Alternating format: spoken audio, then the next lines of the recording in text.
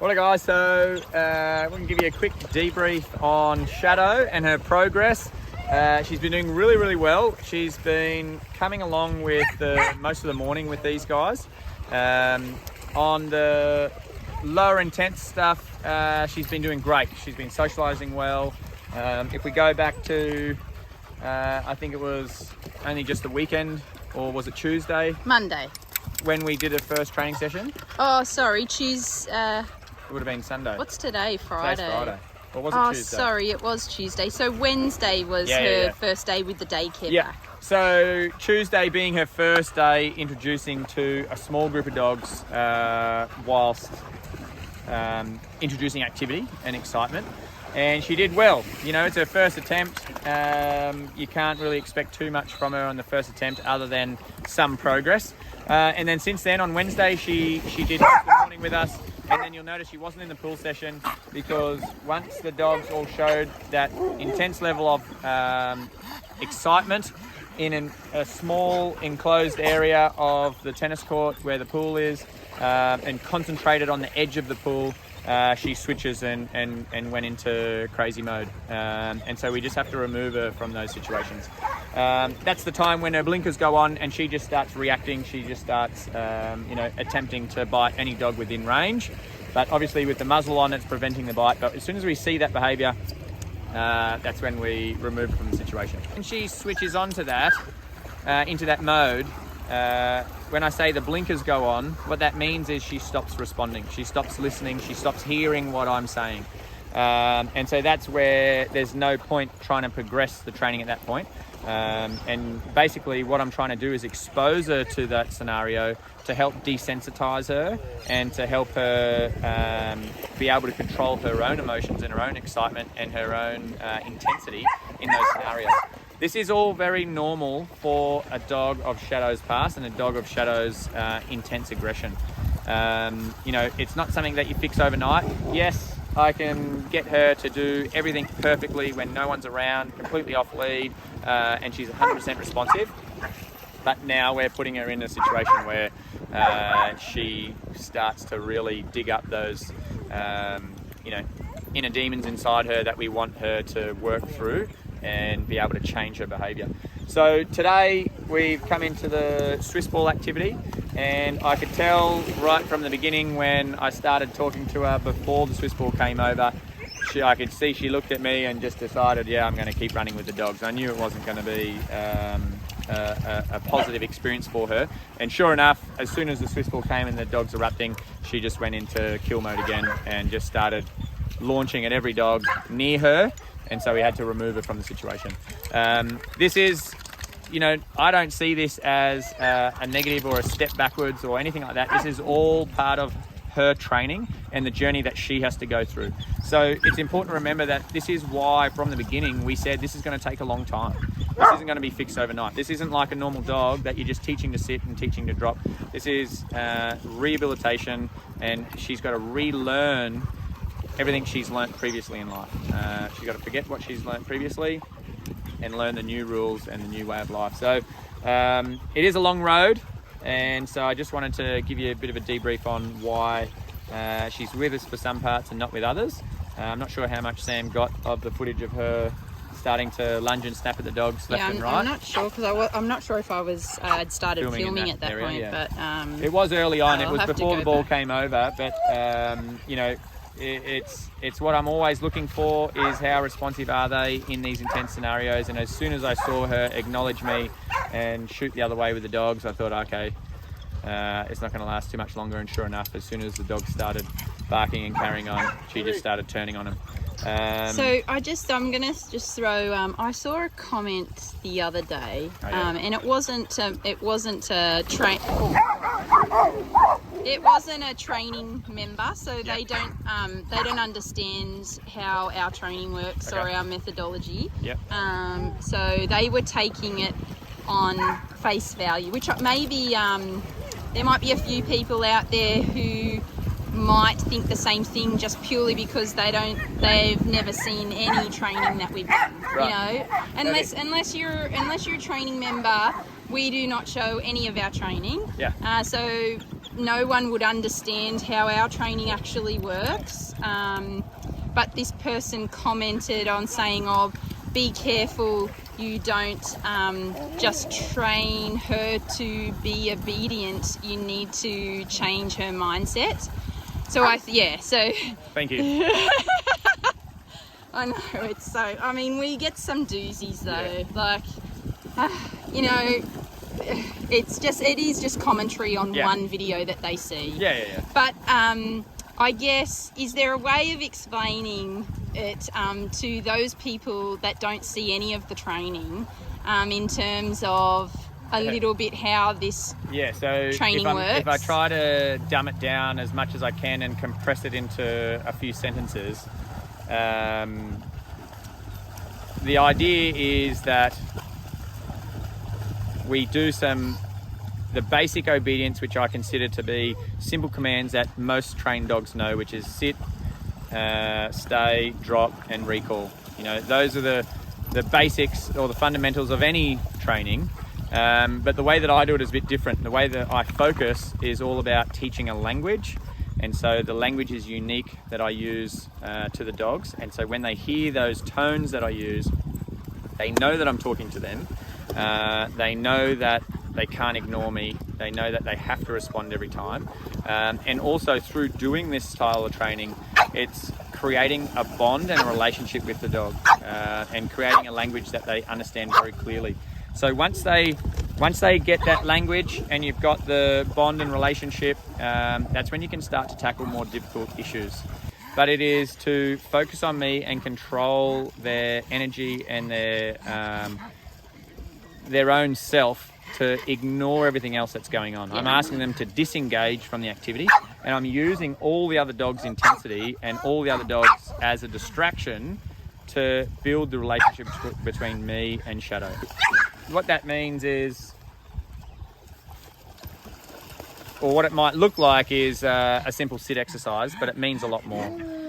It means, you know, no matter what happens, no matter what you see, our relationship is more important than what's going on, and they need to disengage and ignore everything that's going on as soon as I ask them to.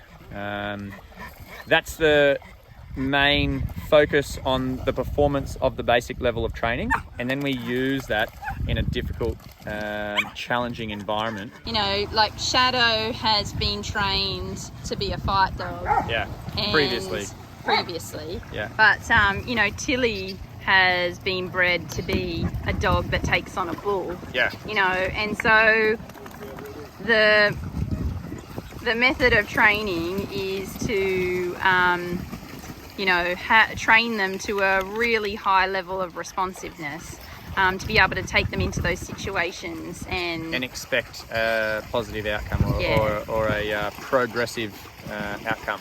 So as far as Shadow's going, this is only her second day in amongst 40 other dogs. So she did very, very well in the morning, and, you know, coming into this, I thought I could just remove her because I know she's going to fail, because she's not at that level for this kind of intensity yet. But I thought I'd just let her have a go and see how far we got. And, you know, as to be expected, I'm not expecting her to be successful in, you know, perfect candidate just yet, but that was a good introduction to, this is the level we're going to work towards. This is the level we want to be able to achieve, so for her to be able to compose herself, not get caught up in her own excitement and start lashing out at dogs like she used to.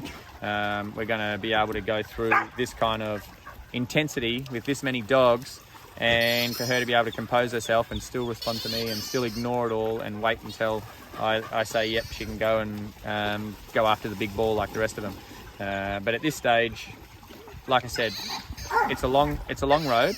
It doesn't get fixed overnight, but you have to go through all these, you know, setbacks. You have to go through all these challenges and failures to come out on the other side to be successful in the long run. A lot of the time, and this is where, as a trainer, a lot of other trainers don't do it. They just avoid situations. This is where we're rehabilitating Shadow. This is where we are reprogramming her perception of what dogs are, how to interact with dogs. You're changing their mindset, you're changing their attitude, and you're teaching her how to be a well-balanced, confident, and well-socialised dog. So one step at a time. It's a long road, but we've only just started the intense stuff. Yeah. The last month was just the basics. The last month was just getting into a level where she's going to be able to hear me in amongst all this noise. So really, we're only now, this is what I say in the training world, that her real training starts now. It started on Wednesday, and today's Friday. So this is where the real progress is made, but we've still got a long journey ahead of us. But after saying all of this and trying to, for people that don't really know what we're doing, like, she's doing really, really well. I wanted to make note of the fact that she is, you know, we're really proud of her. She's come a long way and she's doing exceptionally well to be around, just be next to these guys. Before, the first time we brought her out on lead on muzzle about a month ago, she just wanted to attack every dog next to her and there was not even any intensity going on. Now she's able to handle throwing frisbees, throwing tennis balls, running around through the bush, going for walks, in amongst all the other dogs off lead. She's handling that great. It's now when we're going to the really peak intense stuff. And mind you, you've got to remember, even dogs that don't have her pass, they fail our daycare assessment on these activities. Yeah. So we are asking a lot of her, but we're helping her to be able to process it and get through it. And for those that aren't like a member of our behind the scenes, which we've discussed this before, but we only we only pass about 10% of dogs that apply to come to the farm. So she is. Yeah.